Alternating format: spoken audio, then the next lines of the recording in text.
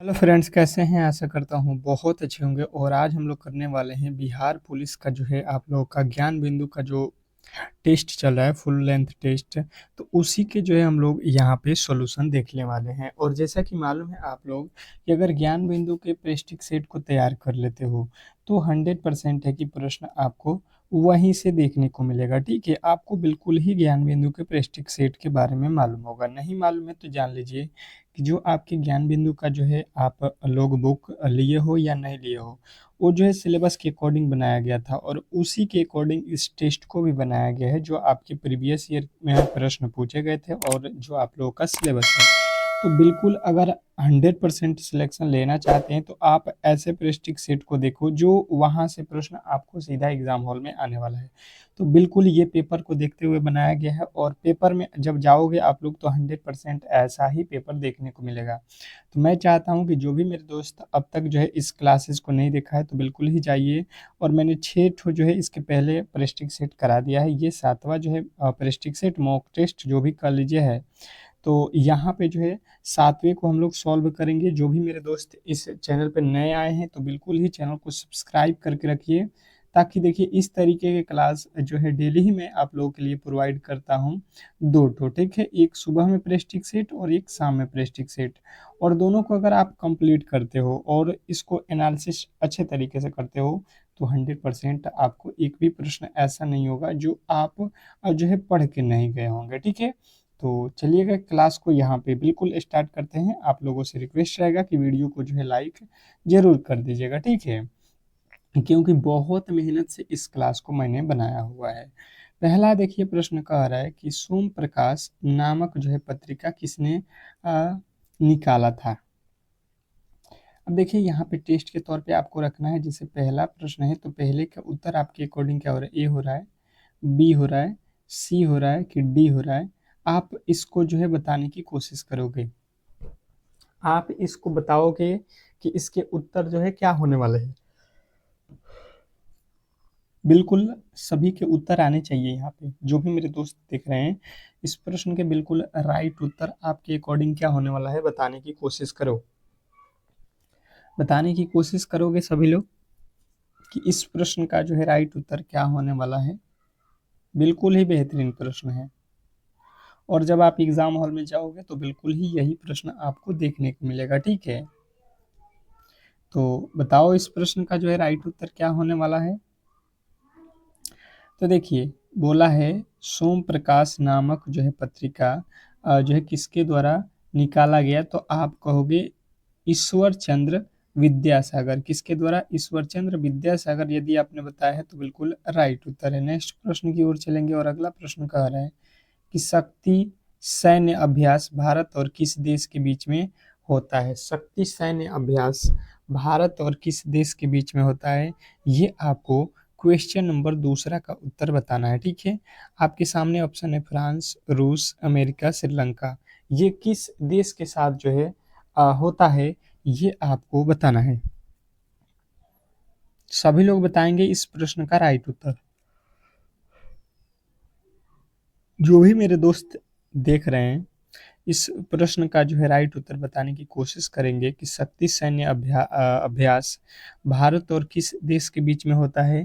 तो यहाँ पे जो है आपके राइट उत्तर आएगा फ्रांस।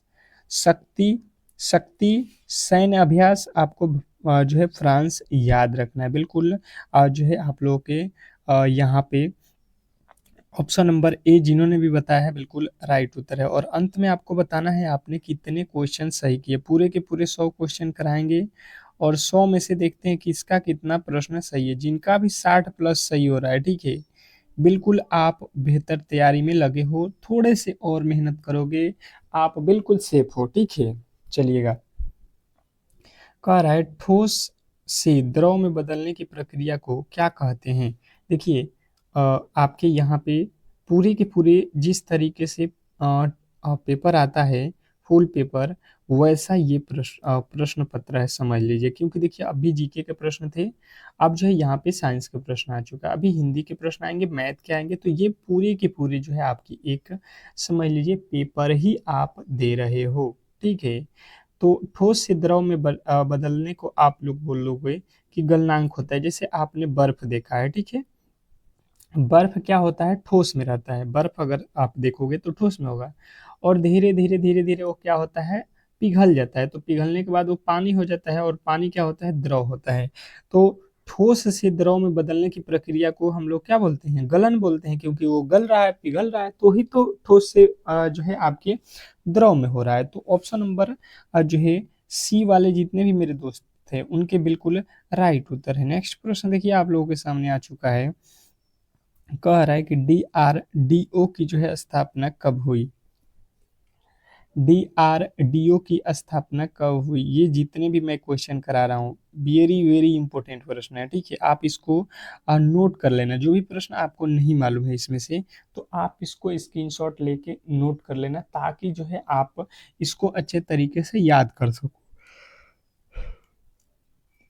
और जो आपको याद है उसको बिल्कुल ही छेड़छाड़ नहीं करना है, उसको ना लिखना है ना कुछ, एक बार देख लोगे और वो कंफर्म हो जाएगा कि हाँ ये प्रश्न जो है आएगा आपके एग्जाम में, तो बिल्कुल आप करके आओगे, ठीक है।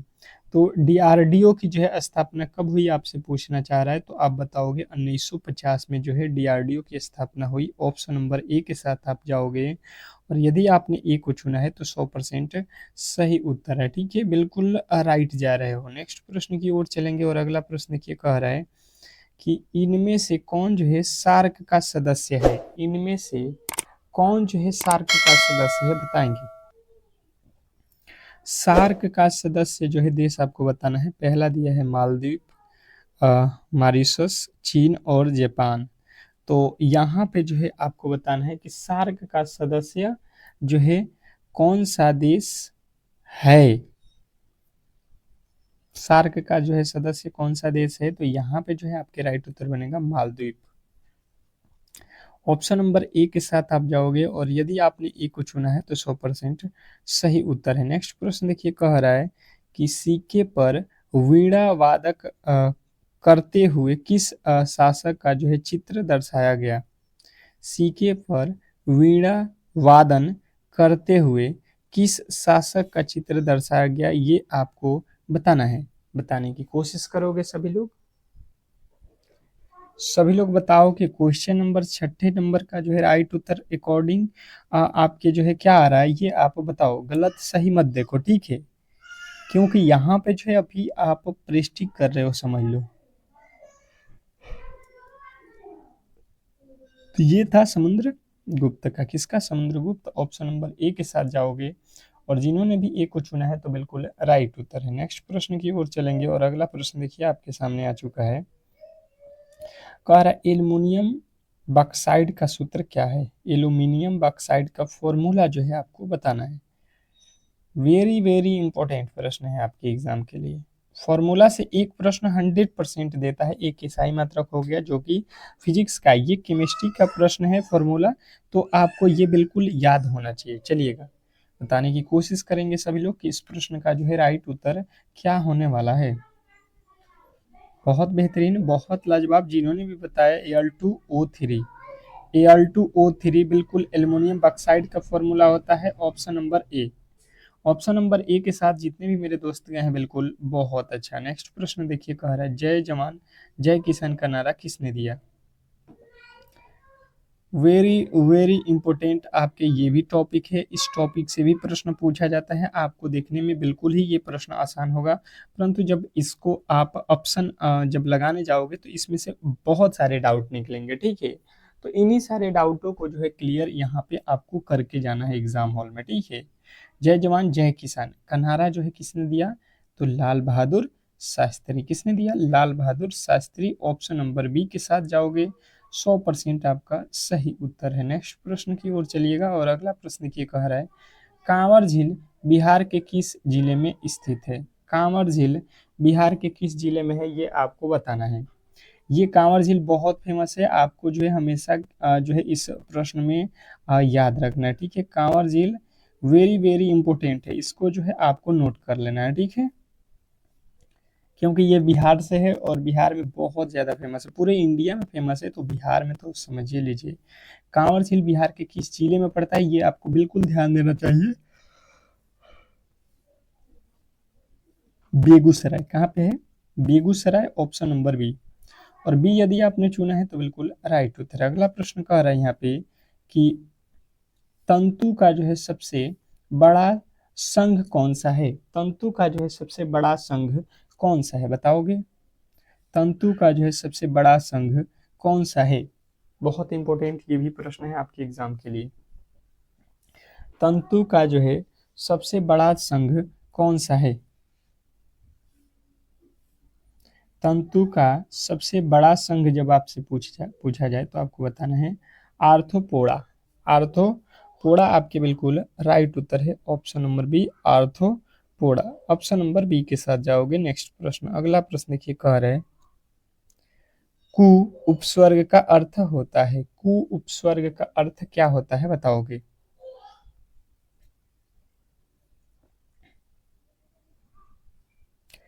बताओगे यहाँ पे कु उपस्वर्ग का अर्थ क्या होता है? मतलब कु का अर्थ आपसे यहाँ से पूछा गया। कु मतलब अपना होता है? बिल्कुल नहीं होता है।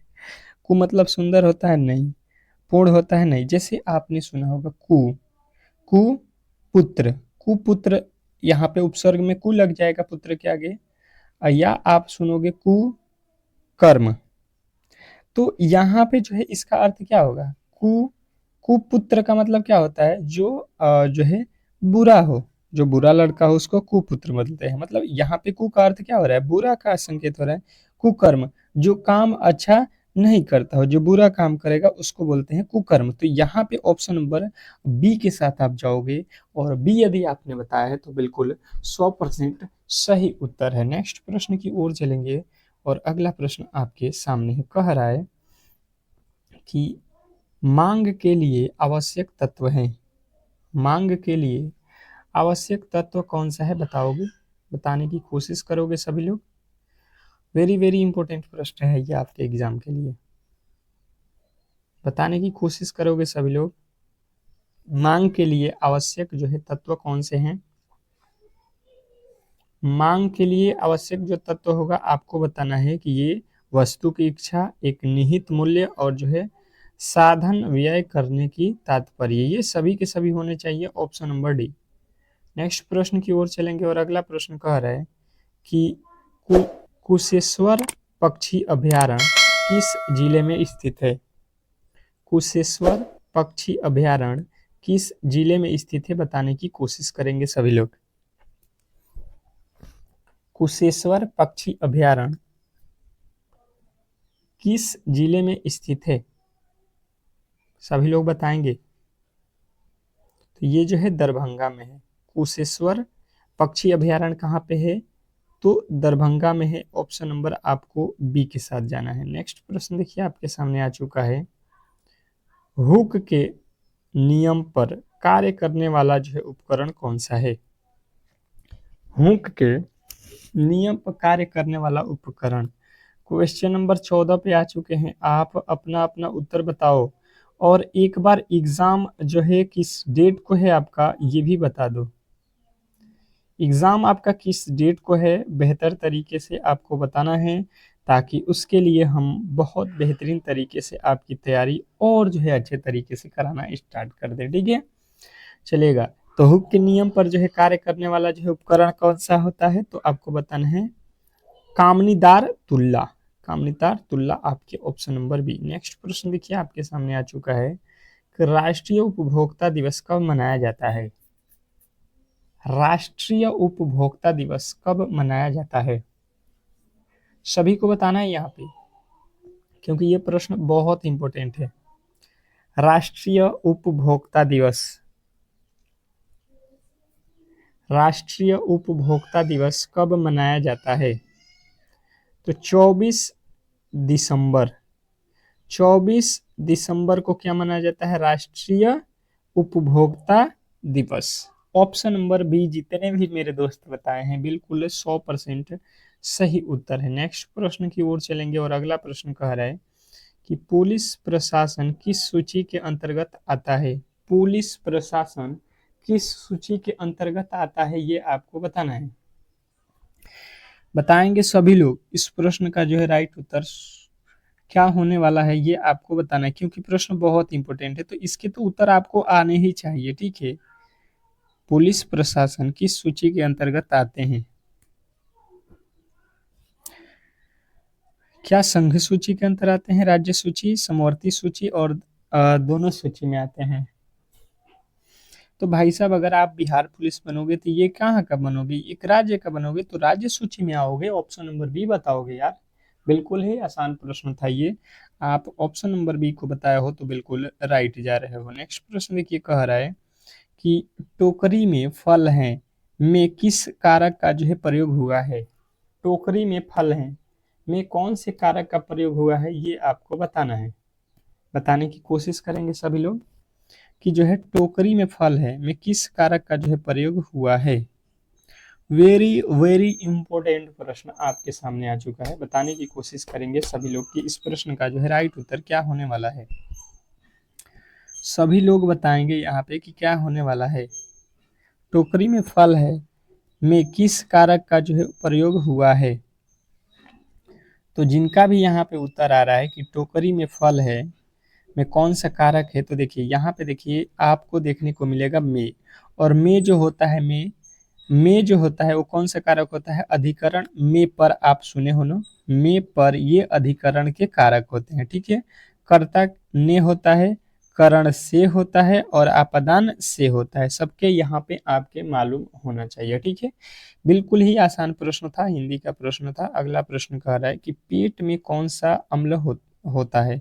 जो हम लोग का पेट है उसमें कौन सा अम्ल मौजूद होता है जिसके कारण जो है हम लोग के क्या होते हैं, खाने पच जाते हैं? ये जो है इम्पोर्टेंट प्रश्न है, बहुत इंपॉर्टेंट है। आपको जो है बिल्कुल याद होना चाहिए कि आपके पेट में कौन सा अम्ल पाया जाता है। सभी के उत्तर आने चाहिए। देखिए सभी लोग यहाँ पे ट्राई करो, जो भी प्रश्न आपके सामने आ रहा है उसको गलत या सही कुछ भी करो पर बनाओ, क्योंकि एग्जाम हॉल में तो आपको बनाना ही पड़ेगा। आपके 4 से 5 दिन का जो है टाइम जो बचा हुआ है, तो आप बिल्कुल यहाँ पे याद रखोगे कि हाइड्रोक्लोरिक अम्ल यानी कि HCl होता है हमारे पेट में। ठीक है, जो खाने को जो है पचाने का कार्य करता है। ऑप्शन नंबर सी, बहुत बेहतरीन, बहुत लाजवाब। नेक्स्ट प्रश्न की ओर चलेंगे और अगला प्रश्न कह रहा है यहाँ पे कि गौतम बुद्ध की मृत्यु कहाँ हुई थी? लिख लीजिए यहाँ पे VVI करके, आपके इंपोर्टेंट प्रश्न है। ठीक है, गौतम बुद्ध से प्रश्न आपके बनेंगे क्योंकि ये बिहार से रिलेटेड जो है यहाँ पे ये घटनाएं घटी हुई हैं, तो गौतम बुद्ध के बारे में बिल्कुल ही आपको मालूम होना चाहिए। ठीक है, तो गौतम बुद्ध की जो है मृत्यु कुशीनगर में बताना है आपको, जो कि यूपी में पड़ता है। कुशीनगर यूपी में पड़ता है, आपको मालूम है? बिल्कुल बिल्कुल। नेक्स्ट प्रश्न, अगला प्रश्न देखिए, कह रहा है कि H2C2O4 में कार्बन की जो है ऑक्सीकरण संख्या कितनी है? H2 बोल दिया जाए या C2 बोल दिया जाए या O4 बोल दिया जाए, इसमें पूछ रहा है कि ऑक्सीकरण संख्या आप बताओ। बिल्कुल बताने की कोशिश करोगे, इसका राइट उत्तर क्या होने वाला है? तो यहाँ पे जो है आपको बताना है कि 3 होगा। इसमें कितने हो जाएंगे? 3 यहाँ पे ऑक्सीकरण संख्या हो जाएगा। नेक्स्ट प्रश्न देखिए, कह रहा है कि गोवा में पहला जो है शासक किसका था? गोवा जो राज्य है उसमें पहला जो शासक करने वाले व्यक्ति थे वो कौन थे? ये प्रश्न आपसे पूछना चाह रहा है। बताइए, आप लोग अपना अपना उत्तर देते रहिए। ठीक है, अगर आप बेहतर करना चाहते हैं तो जिस तरीके से मैं बोल रहा हूँ उस तरीके से करिए। ठीक है, केवल क्लास को देखने से तो भाई साहब काम नहीं चलने वाला है। आप उसको ट्राई करो, गलत या सही ये मैटर नहीं करता है। ठीक है, तो गोवा में सबसे पहले कौन पहुंचे थे? पुर्तगाली पहुंचे थे।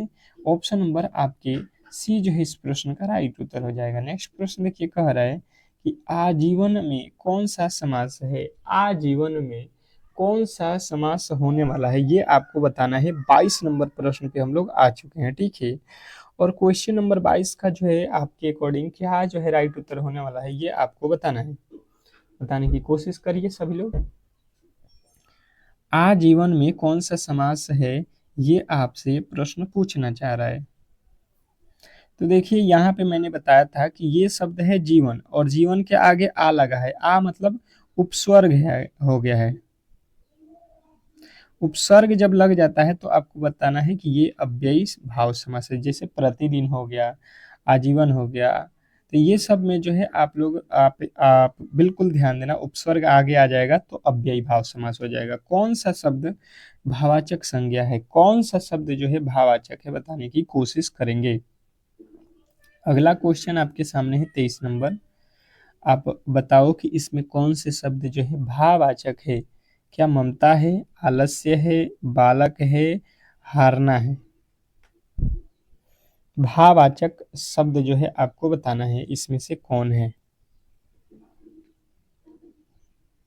अब जो इसमें सही है ये आपको बताना है, ठीक है। तो देखिए ममता जो होता है ये आपको बिहार जो है पुलिस ने सही किया हुआ है कि ममता जो है इसमें से आपके क्या है, तो जो है भाववाचक है, ठीक है। बिल्कुल आप जो है ममता जो समझते हैं वो आपका बिल्कुल राइट उत्तर है। सांभर झील किस राज्य में स्थित है। सांभर झील किस राज्य में स्थित है, बताने की कोशिश करेंगे। बहुत महत्वपूर्ण प्रश्न है ये भी आपके एग्जाम के लिए।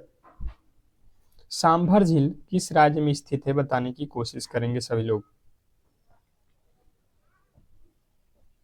सांभर झील किस राज्य में स्थित है, तो आप बताओगे राजस्थान। कहाँ पे है सांभर झील, राजस्थान में पड़ता है। Option number C. बहुत महत्वपूर्ण ये प्रश्न था, ठीक है, आपको बिल्कुल नोट करना है। नेक्स्ट प्रश्न कह रहा है यहाँ पे कि NH जो है 44 किससे जोड़ती है। NH44 किससे जोड़ता है, ये एक जो है आपके रोड का नाम है, ठीक है। तो ये किसको किसको जोड़ने का कार्य करता है, NH जो है 44 बताएंगे।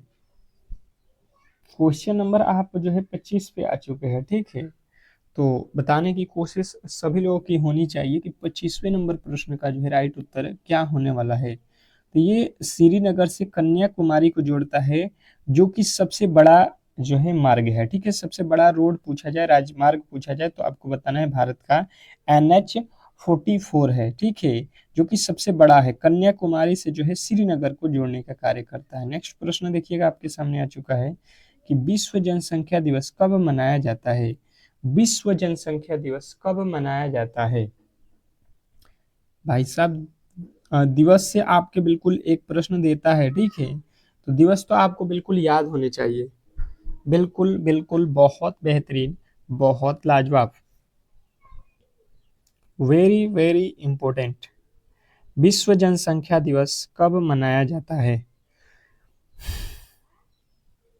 क्या आप बता सकते हो कि विश्व जनसंख्या दिवस कब मनाया जाता है। आपके राइट उत्तर आएगा भाई साहब ऑप्शन नंबर सी 11 जुलाई। आप बिल्कुल याद रखोगे जनसंख्या दिवस, ठीक है, 11 जुलाई। नेक्स्ट प्रश्न देखिए आपके सामने आ चुका है, कह रहा है यहाँ पे कि दलाई लामा भारत कब आए थे। दलाई लामा भारत कब आए थे, बताएंगे सभी लोग। सभी लोग बताने की कोशिश करेंगे यहाँ पे कि दलाई लामा भारत कब आए थे। बहुत महत्वपूर्ण है आपके एग्जाम के लिए, ये जो भी आप देख रहे हो बहुत महत्वपूर्ण है, बहुत ज्यादा। तो कोशिश कीजिए कि इस प्रश्न का जो है आप लोग राइट उत्तर बताएं सभी लोग। दलाई लामा भारत तक कब आए थे, तो आपके जो राइट उत्तर बनेगा यहाँ पे ये आया था 1959 में, ऑप्शन नंबर बी। और बी यदि आपने बताया है तो बिल्कुल राइट उत्तर है। नेक्स्ट प्रश्न देखिए कह रहा है यहाँ पे कि सबसे कम महिला जो है साक्षरता वाला राज्य कौन सा है। सबसे कम महिला जो है साक्षरता वाला राज्य कौन सा है, वेरी वेरी इंपॉर्टेंट। ये भी प्रश्न आपके लिए बहुत महत्वपूर्ण हो जाता है, ठीक है। सबसे कम साक्षरता वाला राज्य कौन, महिला साक्षरता वाला राज्य कौन सा है। तो आपको ये भी याद रखना है कि सबसे कम साक्षरता वाला राज्य कौन सा है। ओवरऑल सबसे कम साक्षरता वाला राज्य कौन सा है, वही तो महिला में भी हो जाएगा भाई साहब। इससे भी थोड़ा सा आइडिया लगा लो कि सबसे कम साक्षरता वाला राज्य बिहार है, तो वहाँ की महिलाएं भी सबसे कम साक्षरता हो जाएंगी। इससे भी याद रखना आपको 51.5% कितना है यहाँ की महिलाओं का साक्षरता, 51.5 आपको बिल्कुल याद रखना है। नेक्स्ट प्रश्न कह रहा है कि सबसे ज्यादा जो है गरीब राज्य कौन सा है। सबसे जो है ज्यादा गरीब राज्य कौन सा है, ठीक है, बताएंगे। सबसे ज्यादा जो है गरीब राज्य कौन सा है, बहुत महत्वपूर्ण, बहुत लाजवाब, ये भी प्रश्न आपके एग्जाम के लिए है, तो बताने की कोशिश करेंगे सभी लोग कि जो है सबसे ज्यादा गरीब राज्य कौन सा है। तो जिन्होंने भी बताया यहाँ पे आपके जो है बिहार, उनका बिल्कुल राइट उत्तर है। बिहार जो है यहाँ पे भारत का सबसे गरीब राज्य है, ठीक है।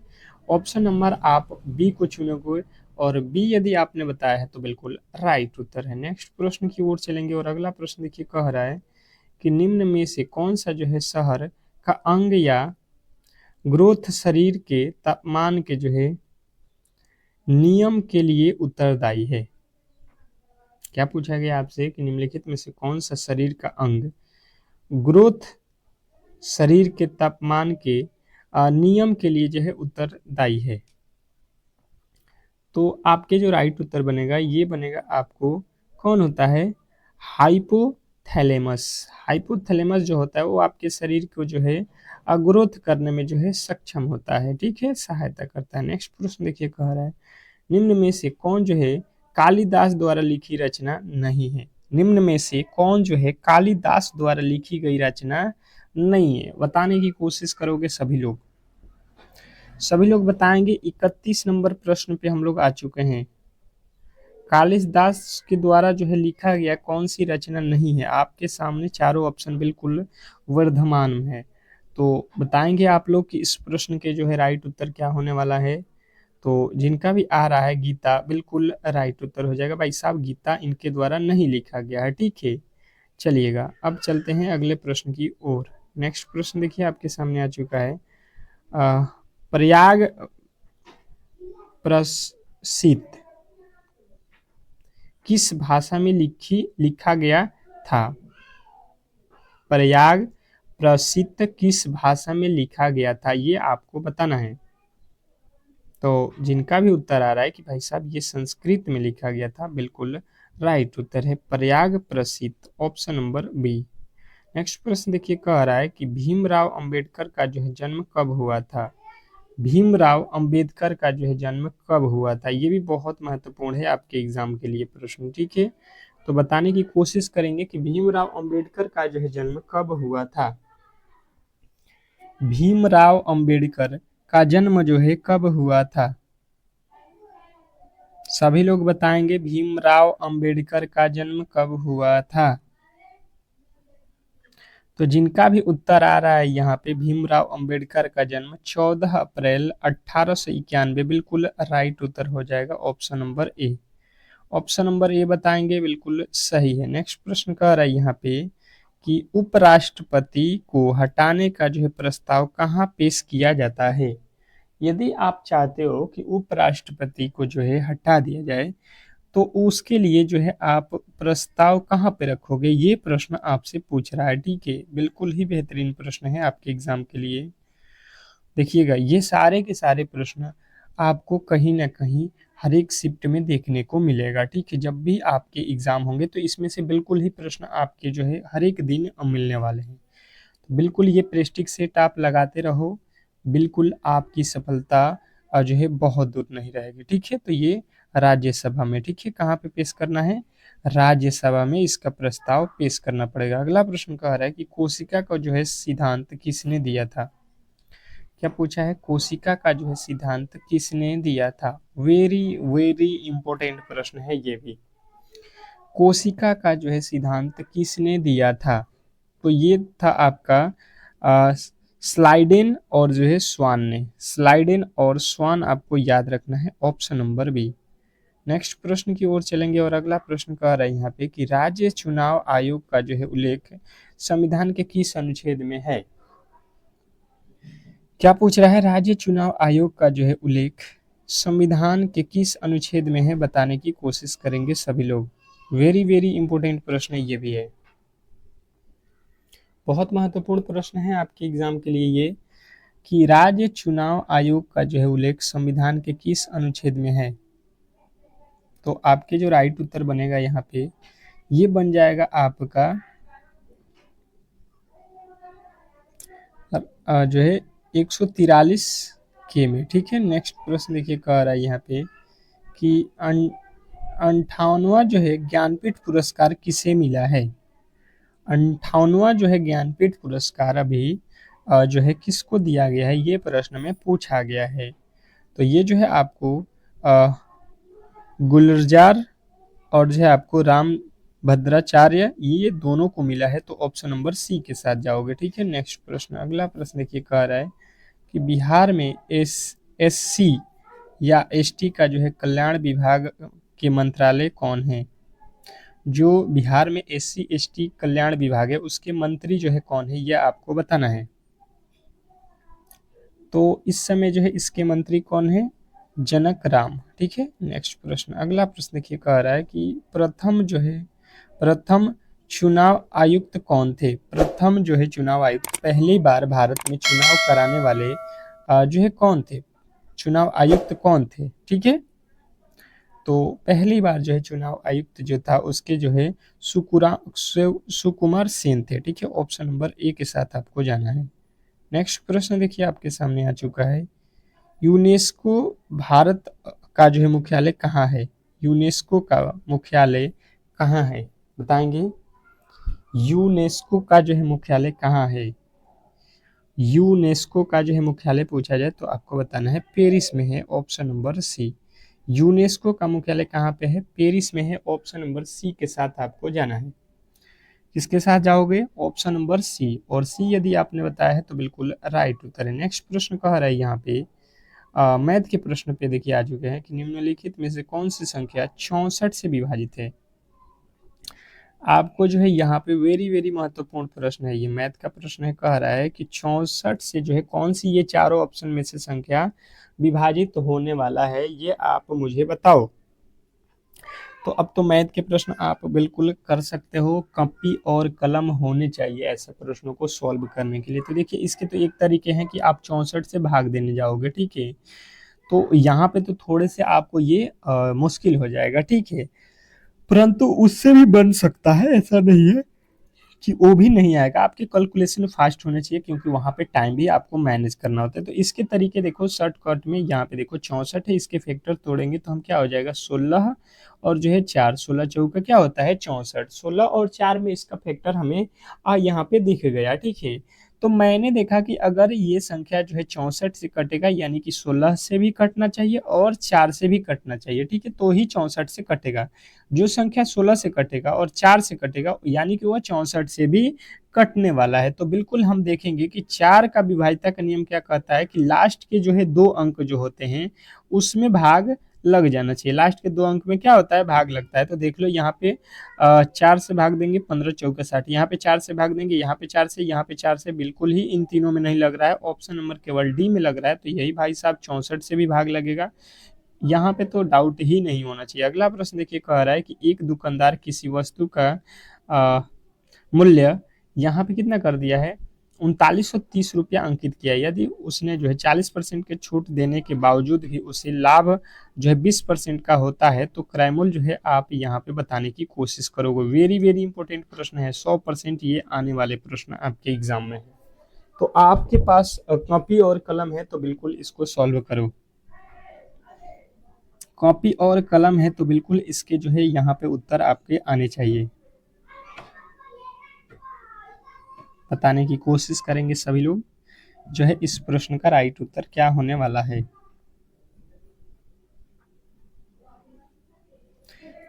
चलिएगा देख लेते हैं इस प्रश्न को बिल्कुल सिंपल सा तरीके से। यहाँ पे देखिए कितना लिखा है 330 बोल रहा है ये 330 रुपया किसी सामान पे अंकित मूल्य मतलब लिखा गया है। ठीक है, अगर आप किनने जाओगे तो 40% का छूट दिया जाएगा। मतलब अगर हम उस वस्तु को मान लेते हैं कि 100% का है तो वो जो है अब 40% का छूट यानी कि आपको 60 रुपया में ही मिल जाएगा। 100 वाली वस्तु कितने में मिल जाएगी 60 की। उस लागत तब मूल्य पर 20% का तब भी लाभ होता है। मतलब अभी इस पे भी आपको लाभ हो रहा है। तो क्रय मूल्य कितना था, तो इसका मतलब ये हो जाएगा कि आप जो है क्रय मूल्य निकाल रहे हो तो 100 के किने हो और कितना लाभ हो रहा है 120 का। अगर 120 ऊपर लिख दोगे तो फिर बिल्कुल क्रय मूल्य नहीं आएगा, हमें क्रय मूल्य निकालना है। तो क्रय मूल्य 100 था, इसको ऊपर रखे हैं, अब विक्रय मूल्य 120 था, ये नीचे रखे हैं क्योंकि हमें क्रय मूल्य चाहिए। ये 100 से 100 कट जाएगा, ये 10 से 10, ये 6 के पहाड़ में 2 मरतबे, ये 2 के पहाड़ में काट दो कितना 1 और यहाँ पे 9 दूना का 18 और ये 6 दूना का 12 और ये 5, कितना हो जाएगा आपका 65 अंत में आना चाहिए ऑप्शन नंबर ए। और यदि आपने ए को चुना है तो बिल्कुल ही 100% सही उत्तर है। ठीक है, नेक्स्ट प्रश्न की ओर चलेंगे और अगला प्रश्न देखिए आपके सामने है। कह रहा है यहाँ पे कि 25,300 रुपये के कुल लाभ में पी क्यू आर के बीच इस प्रकार विभाजित किया जाता है कि पी क्यू का यहाँ पे अनुपात है, क्यू आर का यहाँ पे है, तो आर का हिस्सा जो है आपको बताना है। बिल्कुल 10 सेकेंड का समय है, आप कोशिश करो कि इस प्रश्न का जो है सही उत्तर बता दो। आपकी कोशिश ये होना चाहिए कि ये प्रश्न बिल्कुल सही उत्तर आने चाहिए। ठीक है, किस तरीके से सॉल्व करोगे इस प्रश्न को ये मुझे नहीं पता है। ठीक है, ये आपको बताना है, बताने की कोशिश करेंगे क्योंकि समय आपके पास 10 सेकेंड का ही है। अब देखिए ये मैंने आपको क्लासेज में कराया हुआ है। जैसे सबसे पहले इसके अनुपात बना लो, पी और क्यू का अनुपात दिया है कितना 9:7, फिर दिया है क्यू और आर का, तो क्यू और आर लिखो और ये है 3:12, यहाँ पे लिख लो। अब देखो यहाँ पे खाली है तो ये 7 आ जाएगा, इधर कितना आ जाएगा 3। अब सब में गुणा कर लो, 29 हो जाएगा, ये 7 21 हो जाएगा और ये हो जाएगा 12 7 84 हो जाएगा ना। अब मैंने देखा कि ये बोल रहा है कि सभी के जो है मिलाकर लाभ कितना हो रहा है, ये 25,300। हम सभी को देख रहे हैं यहाँ पे कितना हो जाएगा, ये देखो 84 27 21 जोड़ लो कितना हो जाएगा 4 और 1 5, 5 7 5 12 के 2 हो जाएगा। ठीक है, 8 और 2 10, 10 2 12, 12 12 और 1 13 हो जाएगा 132। 132 का वैल्यू ये कह रहा है भाई साहब, यहाँ पे डायरेक्ट ही लिख लेगा 2500 है। ठीक है, अब यहाँ पे देखो, आप यहाँ पे किसका पूछ रहा है तो आर का हिस्सा, आर का हिस्सा यहाँ पे देख लो कितना है 84, मतलब यहाँ पे आप डायरेक्ट ही लिख लो 132 यहाँ पे बट्टे में, क्योंकि भाग देना है, एक का वैल्यू निकालना है, फिर हमें 84 का निकालना है। ये तो सभी का है 132, 84 से गुणा कर लो, बिल्कुल ही आपके आर का आ जाएगा।